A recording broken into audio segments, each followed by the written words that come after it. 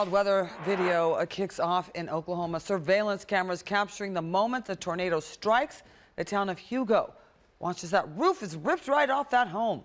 According to the National Weather Service, the tornado had peak winds of up to 105 miles an hour. Incredibly, only one person was injured when that storm rolled through. To central Iowa now, where whiteout conditions made driving nearly impossible this morning. State troopers reporting zero visibility in some areas. They weren't able to get to stranded drivers for several hours. Some parts of the state getting up to 6 inches in this latest storm. And winter isn't quite finished in Minnesota.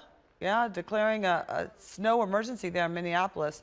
That means anyone parked near the snow routes must have their vehicles moved by 9 o'clock so crews can clear the roads. In the Twin Cities, at least 7.5 inches has fallen already today. In St. Paul, they're dealing with 10 inches.